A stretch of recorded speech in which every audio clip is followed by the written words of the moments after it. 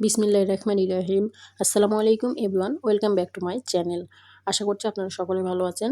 আজকে আমি আপনাদের সাথে 1 কাপ ময়দা এবং 1টি ডিম দিয়ে নরম তুলতুলে একটি নাস্তা রেসিপি শেয়ার করছি।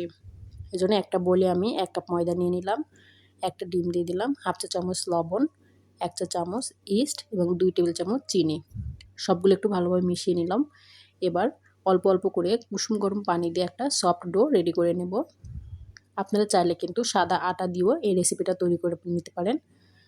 এবার অল্প অল্প করে পানি দিয়ে আমি একটা সফট ডো রেডি করে নেব। ডোটা একটু মথে নিচ্ছি। এবার এখানে 1 টেবিল চামচ সয়াবিন তেল দিয়ে দিলাম।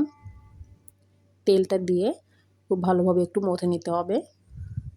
এবার ডোটা আমি ঢাকা দিয়ে রেস্টে রেখে দেবো 1 ঘন্টার জন্য। 1 ঘন্টার মধ্যে ইস্টটা ফুলে ডাবল হয়ে যাবে। আমি পুরো 1 ঘন্টা পর ফিরে এসেছি। দেখুন আমার ডোটা কিন্তু ফুলে একদম ডাবল হয়ে গিয়েছে। এবার এক্সট্রা বাতাসগুলো বের করে দিচ্ছি। এবার ডোটা একটা বোর্ডে নিয়ে নিব। অল্প একটু ময়দা ছিটিয়ে দিয়ে ডোটা আমি একটু ভালোভাবে মথে নেব। অল্প অল্প করে ময়দা ছিটিয়ে দিয়ে ডোটা আমি মথে নিচ্ছি, এতে করে নাস্তাগুলো কিন্তু অনেক সুন্দর হবে। এবার ডোটা থেকে আমি একটা রুটি বেলে নেব। একটু করে ময়দা ছিটিয়ে দিয়ে আমি রুটি বেলে নিচ্ছি। একটু মোটা সাইজ করে রুটি বেলে নিতে হবে।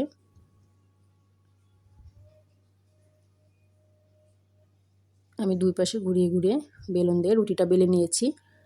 এরকম মোটা করে কিন্তু রুটিটা বেলে নিয়েছি।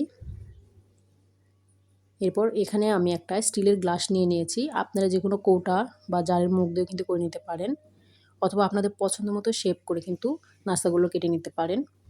আমি স্টিলের গ্লাস দিয়ে নাস্তাগুলো কেটে নিচ্ছি।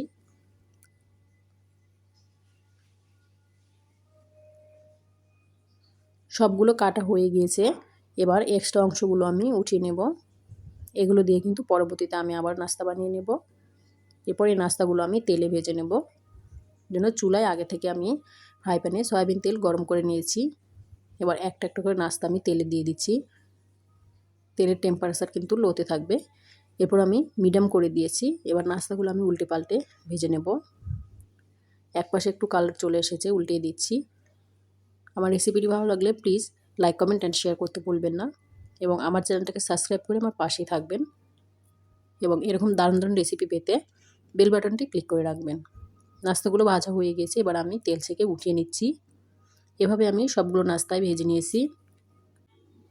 আমি আপনাদের দেখিয়ে দিচ্ছি নাস্তাটা কতটা সফট হয়েছে। আপনারা কিন্তু বিকেলে বা সন্ধ্যার নাস্তায় ঝটপট এই রেসিপিটি তৈরি করে নিতে পারেন। এবার ওপর থেকে একটু আমি চিনি গুঁড়া দিয়ে দিচ্ছি। চিনিটা আমি ব্লেন্ডারে গুঁড়ো করে নিয়েছি। আপনারা কিন্তু নাস্তাটি চিনির শিরা অথবা মধু দিয়ে পরিবেশন করতে পারেন। দেখা হবে পরবর্তী কোনো ভিডিওতে। এ পর্যন্ত ভালো থাকবেন সবাই। আল্লাহ হাফেজ।